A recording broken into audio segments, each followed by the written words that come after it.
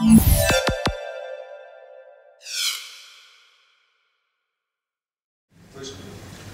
you. I'm with the Internet Innovation Alliance, which is a coalition of for-profit and not-for-profit organizations that has for years been pushing for a national broadband strategy.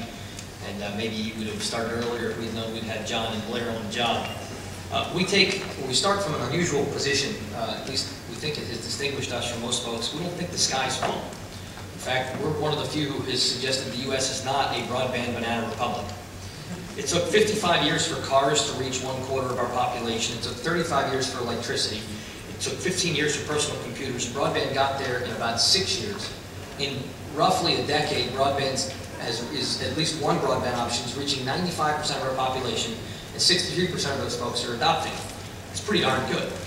You've got iPhones, you've got cloud computing. If you looked in today's Disney talking about offering to any device from the cloud video offerings. Yesterday, the Wall Street Journal talked, they didn't know I was on a panel, Doctor, Can You See Me Now, talking about telehealth and some great new tech things that are happening there. We've got, as Jim mentioned, between $60 and $100 billion of annual private sector investment. Things are pretty darn good, and if when you started, you said in 10 years, these are the types of numbers we'd have, we should be very pleased. We shouldn't be satisfied, but we should be very pleased, and we should start, in our opinion, from the perspective that if it ain't broke, don't fix it. Things are working pretty well. Let's help Oregon get to the 37% who don't have it, and the 5% who don't have any option for it yet. As for the biggest challenges, Jim mentioned the investment. The FCC has narrowed it down to between $20 and $350 billion.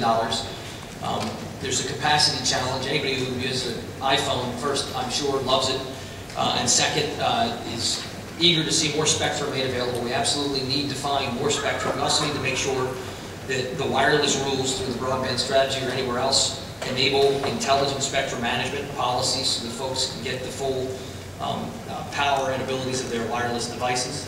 There's the 37%, and there's age, literacy, cost, people who have it at work, people who don't see the need because dial-up gets them the one thing they care about, or people who are afraid. John mentioned all of them.